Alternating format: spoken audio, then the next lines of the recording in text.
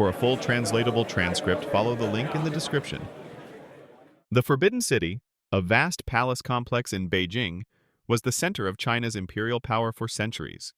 In the early 20th century, its ancient walls witnessed the end of an era. Inside, a 2-year-old boy named Puyi was placed on the dragon throne, becoming the Xuantong Emperor, the last ruler of the Qing dynasty. Puyi's early life. The child emperor.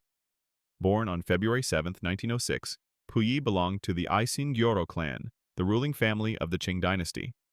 In 1908, after the death of the Guangxu emperor, Empress Dowager Cixi chose young Puyi to become the new emperor. At just 2 years and 10 months old, Puyi was too young to understand the responsibilities of being emperor. His father, Prince Chun, acted as regent, governing on his behalf.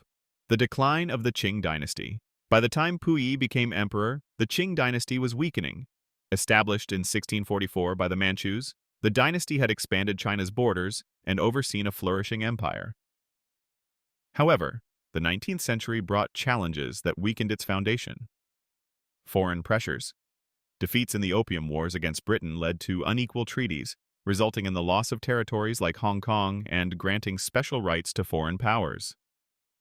Internal conflicts. Rebellions such as the Taiping Rebellion, 1850 to 1864, and the Boxer Rebellion, 1899 to 1901, caused massive loss of life and drained the empire's resources. Economic hardships. Natural disasters, like the Northern Chinese famine of 1876 to 1879, led to the deaths of millions, highlighting the government's inability to respond effectively. The Xinhai Revolution, the final blow. The tipping point came with the Wuchang Uprising on October 10, 1911, a revolt that sparked the Xinhai Revolution.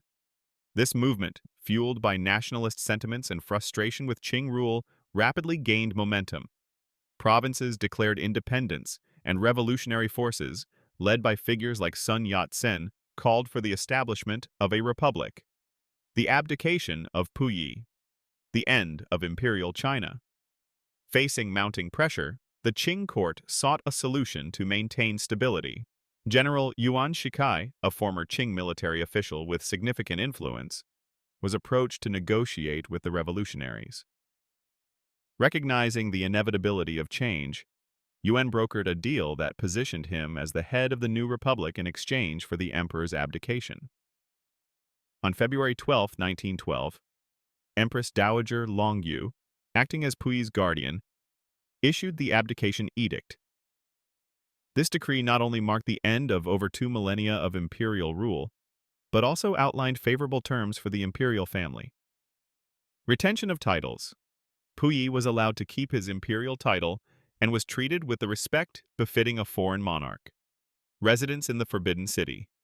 The imperial family was permitted to live within the inner court of the Forbidden City temporarily. Annual stipend. A generous yearly subsidy was provided to the imperial household to maintain their livelihood. Puyi's life after abdication.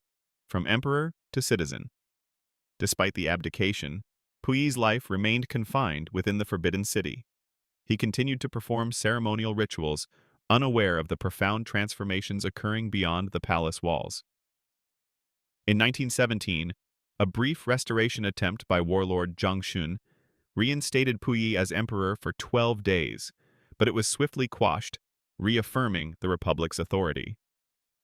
In 1924, amidst political upheaval, Puyi was expelled from the Forbidden City. Seeking refuge, he resided in the Japanese concession in Tianjin. Capitalizing on his status, the Japanese orchestrated his installation as the puppet emperor of Manchukuo in 1932, a state established in Manchuria under Japanese control.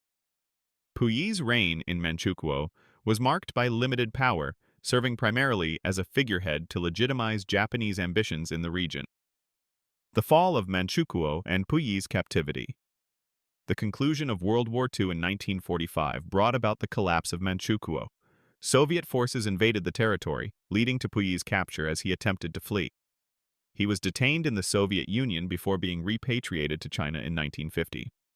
The communist government, under Mao Zedong, subjected Puyi to a decade of re-education in a war criminals camp. During this period, he underwent ideological transformation, renouncing his imperial past. Puyi's later years, a common citizen. In 1959, Puyi was granted amnesty and released from detention. He transitioned into life as an ordinary citizen, working as a gardener and later as a member of the Chinese People's Political Consultative Conference. His autobiography, From Emperor to Citizen, chronicles his extraordinary journey from the throne to obscurity.